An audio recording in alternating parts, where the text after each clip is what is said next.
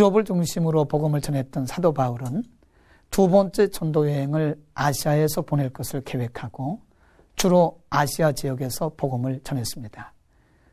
그는 아시아 지역의 교회들을 돌아보면서 성도들을 양육하는 일도 했습니다. 그러나 성령께서 더 이상 아시아 지역에서 복음을 전하지 못하도록 막으셨습니다. 사도행전 16장 6절에 보면 성령이 아시아에서 복음을 전하지 못하게 하셨거늘 이라고 기록한 말씀이 이를 증명합니다. 우리가 다시 16장 7절 말씀을 보면 비두니아로 가고자 애쓰되 예수의 영이 허락하지 않으셨다라고 기록하고 있습니다.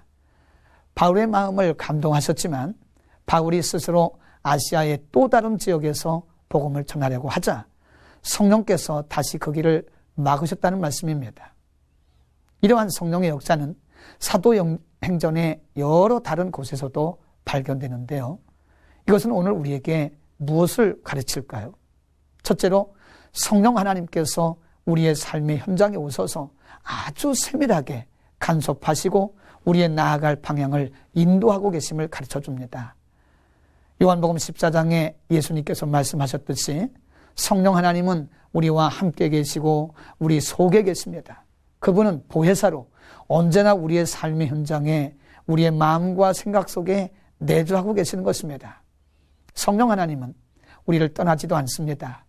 우리가 느끼든 느끼지 못하든 그분은 우리 안에 계십니다.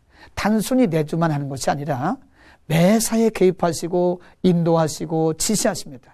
하나님의 거룩하신 일들을 위해서 마음을 감동하기도 하시고 힘을 주셔서 일하게도 하시고 지혜를 주셔서 깨닫게도 하십니다. 때로는 죄를 지적해서 회개하게 하시고 때로는 낙심하고 좌절할 때 용기를 주셔서 우리로 하여금 담대하게 하기도 하십니다. 우리의 삶의 여러 분야에서 성령님께서 개입하시지 않는 분야는 없습니다. 둘째로 본문의 말씀은 성령의 생각이 인간의 계획을 앞선다는 것을 정확하게 가르쳐 줍니다. 앞에서 말씀드린 대로 바울은 두 번째 전도 여행을 아시아에서 보내려고 계획하고 주로 아시아 지역에서 활동을 했습니다. 그러나 어느 시점이 되었을 때 성령은 그 얘기를 막으셨고 더 이상 아시아에서 복음을 전하지 못하도록 하셨습니다. 그리고는 다시 유럽으로 그 길을 인도하셨습니다. 이것은 철저하게 하나님의 생각과 계획이 인간의 계획과 생각을 앞선다는 것을 가르쳐 줍니다. 그렇습니다, 여러분. 우리가 매일 매 순간마다 많은 뜻을 세우고 계획을 세우지만은 하나님의 생각과 뜻을 앞설 수는 없습니다. 성령 하나님께서 언제나 우리보다 앞서가고 계신 것입니다. 세 번째로, 그러므로 우리는 성령의 인도하심에 민감해야 합니다.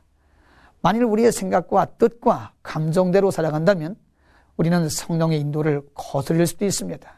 만일 바울이 성령에 민감하지 못했다면 그는 성령께서 그의 길을 막으시는데도 불구하고 자신의 계획대로 아시아에서 활동해서 결국은 성령을 슬프게 했을 것입니다.